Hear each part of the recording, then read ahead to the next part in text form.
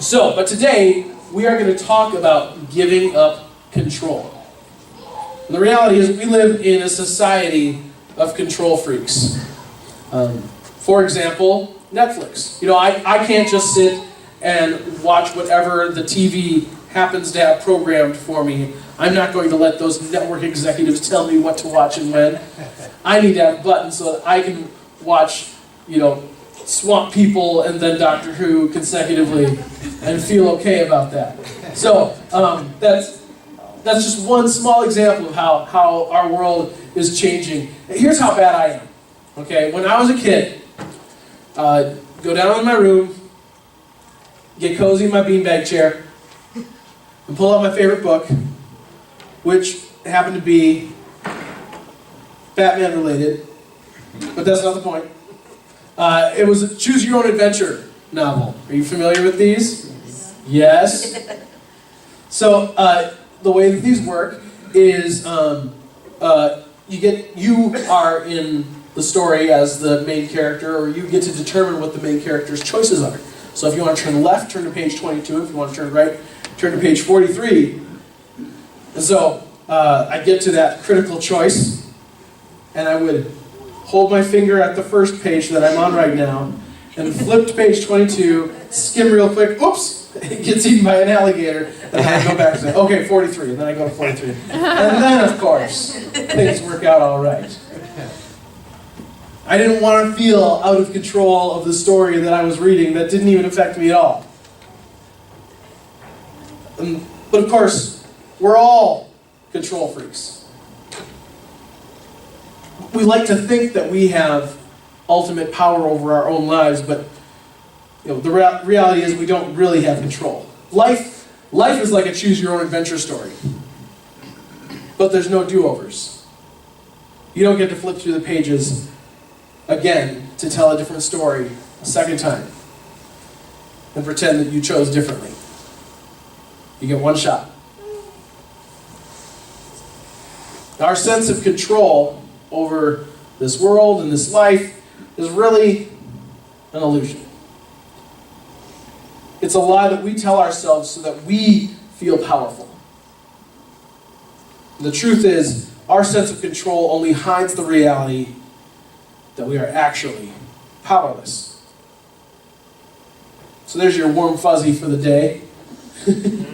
But if you don't believe me, if you think, no, I control my own destiny, I captain my own ship, try having children, okay? Because, to return to the idea of choosing what you want to watch on TV, you never will again once you have children, unless they are asleep. You didn't know how many times you could watch a single episode of Yo Gabba Gabba until the kids came along. I was listening to guys on the radio, and they said, I thought there was no movie I would ever see more times than Jaws, because it was on USA every weekend when I was a kid. And then I had children, and now the movie that I've seen the most, and it's not even close, is Ratatouille. That's that's the difference. That's the shift we make, and that's more evidence that we don't really have control over our own lives when it all comes down to it. You could try to control your children. You could try and get them to do what you want in every circumstance. You could try to control your significant other and get them to do exactly the thing you want in every circumstance. But controlling others isn't love. It's abuse.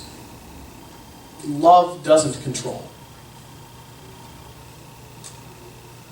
And so when we try to take control of others, it violates our relationship with them. And when we believe that we have ultimate control over our lives, it violates our relationship with God.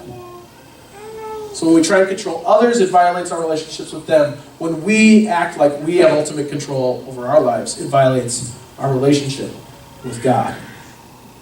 And to learn a little bit more about this, what it means to give up control and to trust God, we're going to talk more about the story that Rick read a little bit of back from the book of Joshua, chapter 3. So, get you in that world a little bit.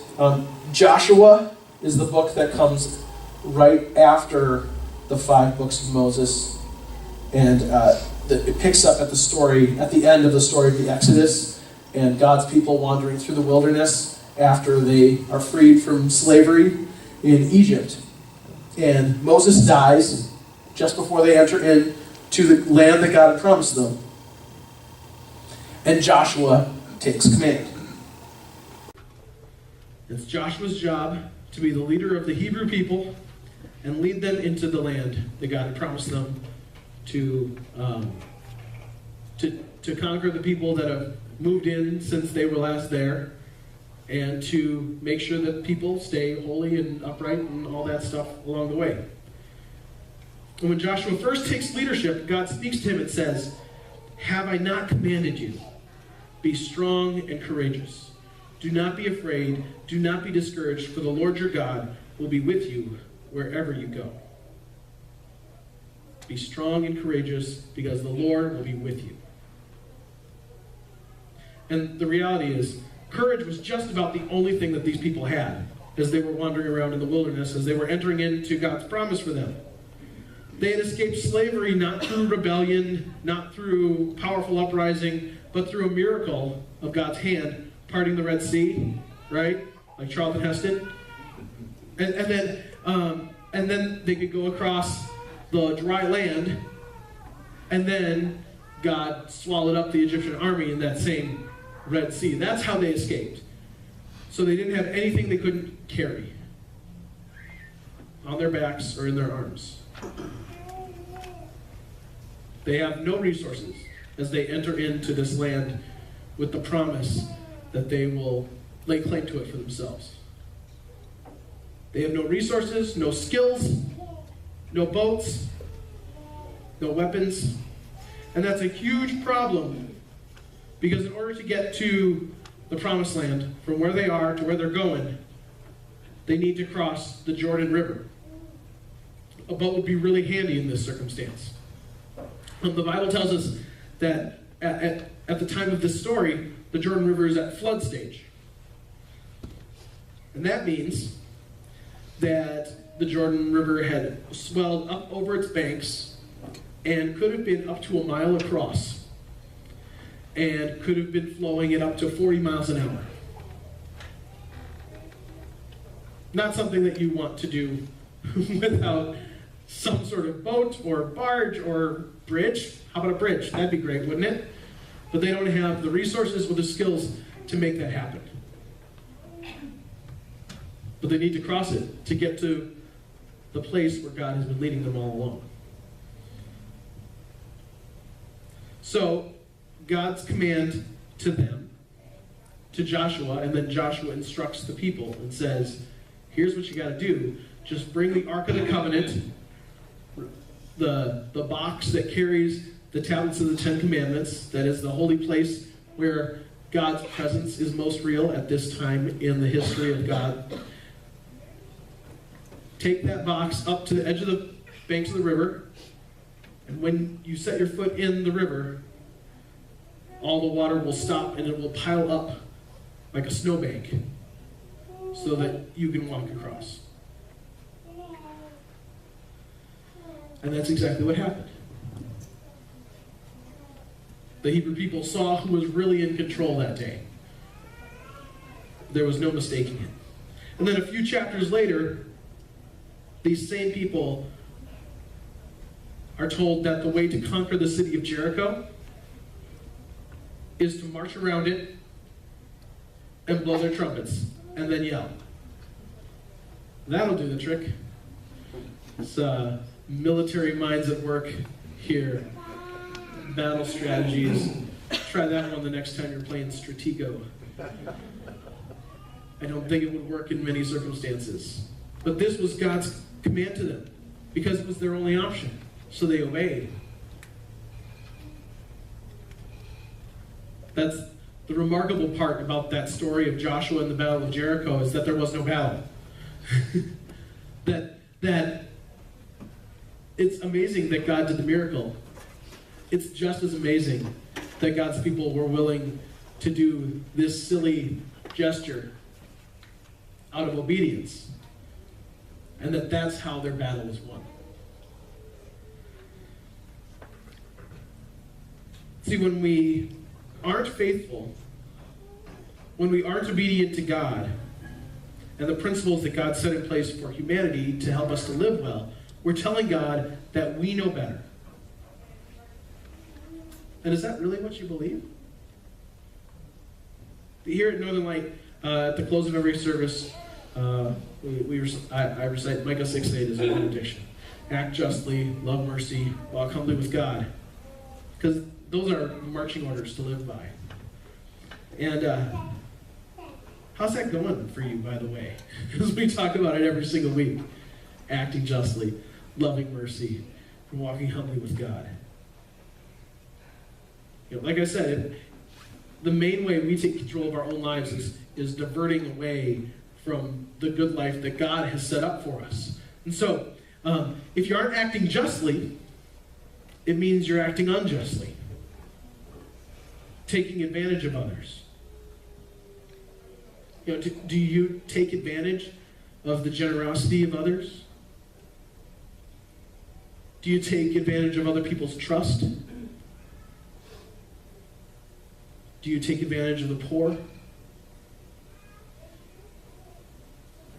If you aren't loving mercy, then you're loving an unmerciful life.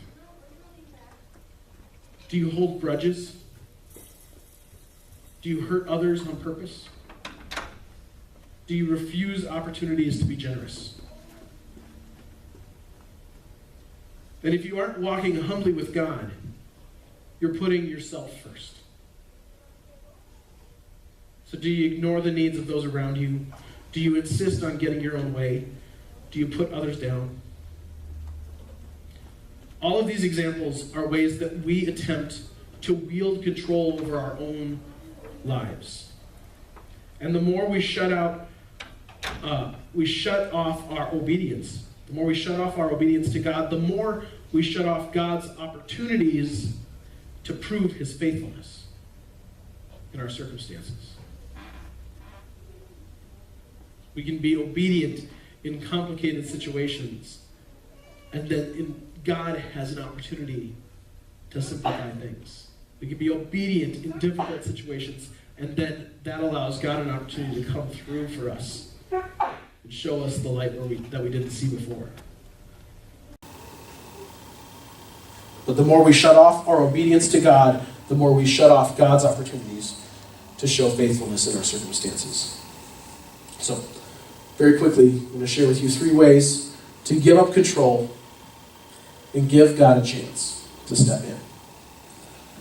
The first way is to practice generosity. It's that walking humbly with God thing. You stop being first in your life if your own possessions start becoming other people's possessions. When you share, you're saying, I value you. And whether that's you're showing more generosity here at church, which would be great, or you're showing more generosity in your home or in your neighborhood or at the workplace with the ways you use your time and your finances or belongings that you have, do it. Don't stop. Don't wait. Practice generosity. That's a very basic way, very tangible way of giving up a little bit of control. Another way to give up control and give God a chance is to bring God in the conversation. See, it's real easy for most of us to walk through an entire day from the moment you wake up till the moment you go to bed and never give God a thought or a mention. Because, you didn't bump into him on the sidewalk. You don't run into him at the water cooler at work. But the reality is, God is ever present. And one of the reasons I suspect that you're here today is you believe that God is alive and doing stuff in your life and in the world. So as you have conversations with people at work or in your neighborhood, friends, and things like that, every conversation, God is alive somewhere in that. And it's your job as a follower of Jesus to name that in that conversation. And say, well, that might be awkward. My friend doesn't go to church. My friend doesn't believe in God. But you do. So that's just speaking out loud your own reality, your own understanding of the world. And it gives up control a little bit. You're actually being manipulative by not mentioning the God that you love and talk about.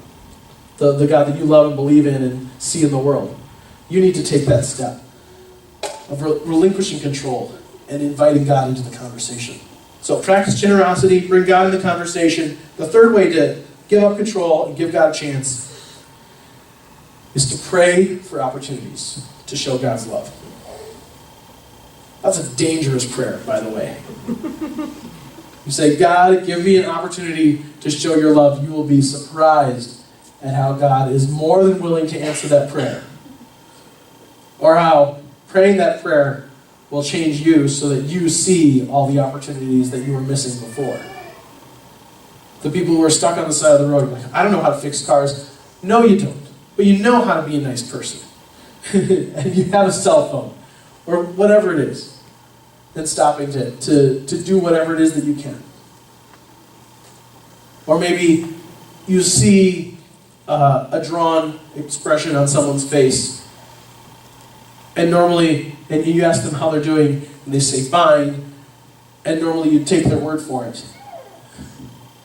But you know there's something going on. So the opportunity might be as simple as saying, really? You're fine? Really?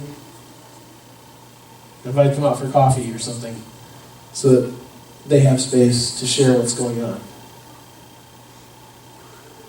Praying for opportunities to show God's love is a really radical prayer that shapes you as much as it does the circumstances around you. But we need to take those steps. We need to do something active to relinquish control over our lives, because it's our default setting to clamp down tighter and tighter. And it's only when we open our hands, open our hearts, open up our lives to God's activity in the world, and admit to ourselves that God is already ultimately in control, and then live that out. It's only then that we experience the freedom and the love of God in a deeper, fuller way than we had before. Pray with me. God, we thank you so much for your controlling hand that guides us, that leads us, that sustains us. And even though we turn away and avert our eyes when we think we might have to face that fact, we are so much better off for it. You held back the waters for the Hebrew people, and we don't know how many different circumstances of trouble you've held back for us over the years. And so now we hold ourselves out to you. God, help us to live generously. Help us to bring you into our conversations wherever we go. God, lead us and remind us to seek opportunities to show your love. And in these simple ways, help us to realize that you are in control, and make us grateful for it.